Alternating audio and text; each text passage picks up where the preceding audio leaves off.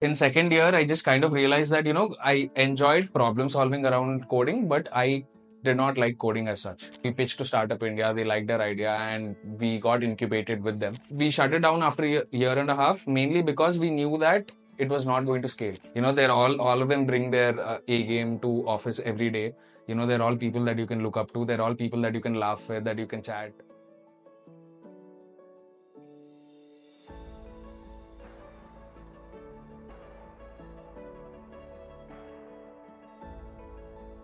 Hi, I'm Bhargav, and this is my stable story. So I was born in Vizag, but schooling and everything I did in Hyderabad only. My parents moved quite early to give me a better education. I mean, the biggest influences on me as a child were my parents for sure.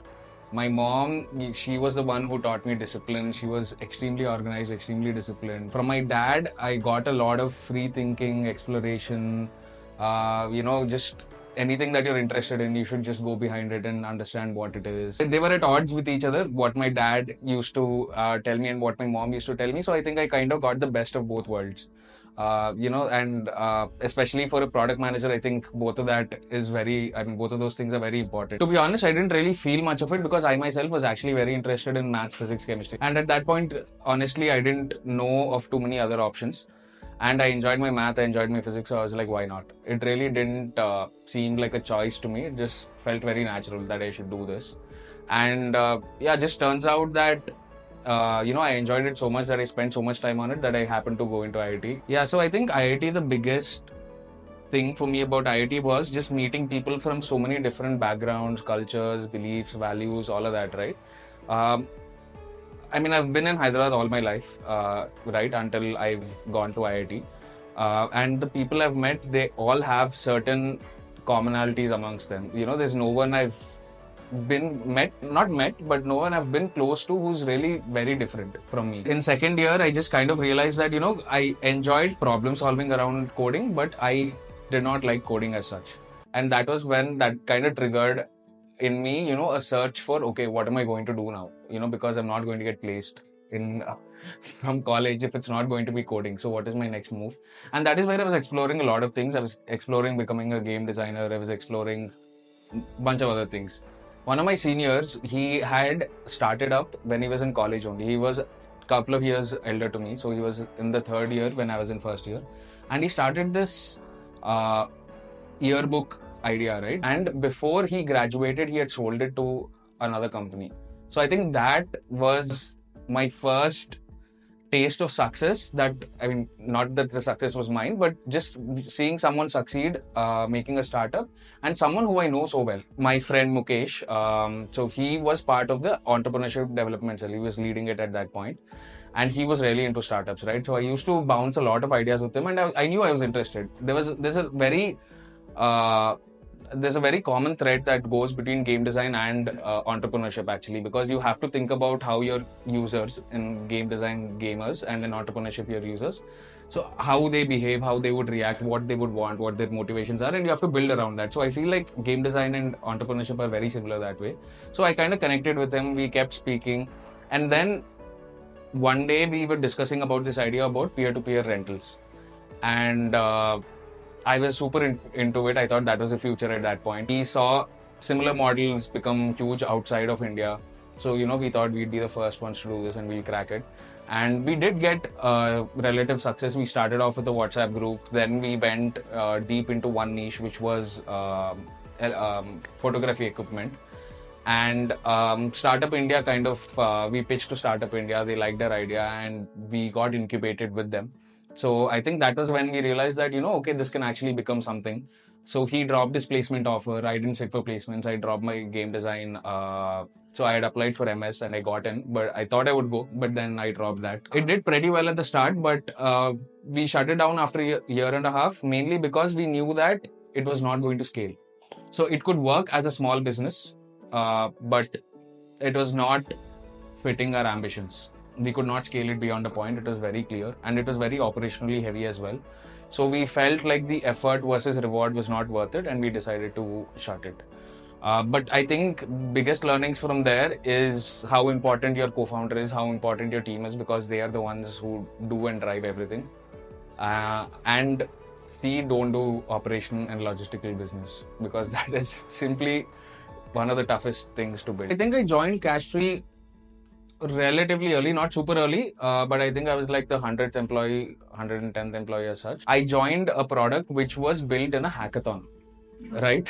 So it was built within a few days using existing infra from other products that Cashfree had built. There was not enough bandwidth to kind of improve that product, so I had to figure out very like hacky, clever, unique ways to kind of get the user's requirements done with minimal effort without much product development. So one of the first projects that I worked on at Cashfree was about our invoicing system, right? So I think the main problem that Cashfree was having at that point was that the clients were getting their invoices almost 7-8 days late. Usually people would prefer it first, second of the month. They get it about 7th, 8th, right? So I was tasked with kind of solving the whole invoicing.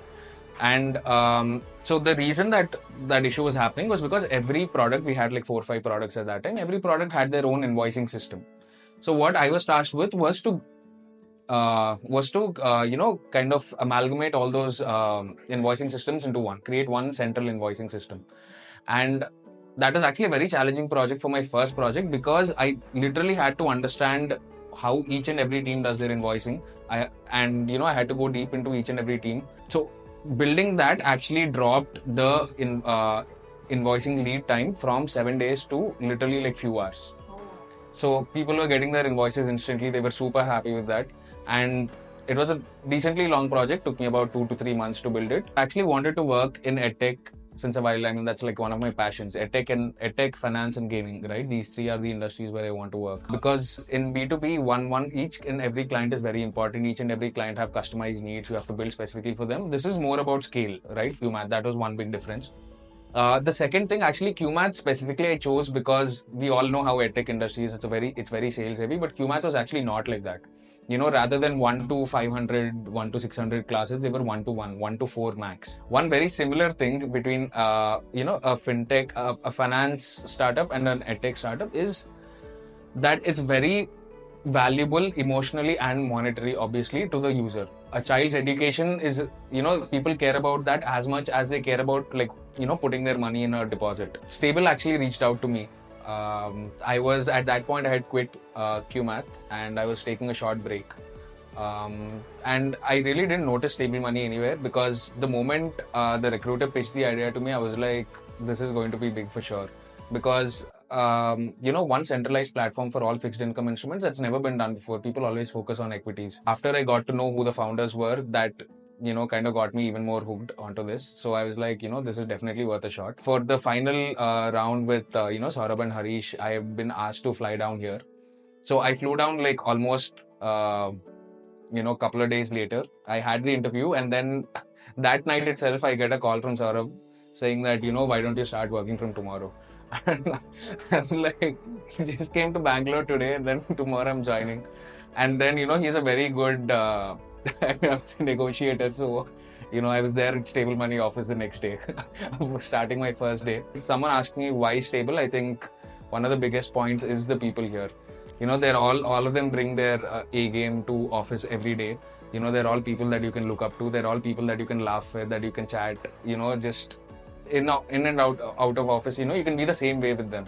The whole culture of the company was really different from QMath, Cashfree. It was pre-product, right? At that point, it was a very small set of people, and people were much more free and open at that point. And I really enjoyed the environment. Just because the job description says something, it doesn't mean that is what you do here. I have done tons of things here. I've done things that people in 7-8 different job roles will do, right? So I was doing things from growth to support to product, a bunch of things, right? Design, a little bit of design.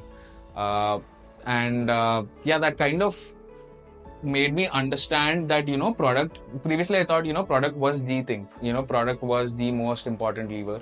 And to some extent it might be, but I really realized the importance of growth, marketing, the other business functions, which I used to collaborate with in other companies, but I was never into it. I was never on the ground with them, right? But that I could do here, and that really made me understand how vital these functions are as well, and how these contribute to the business.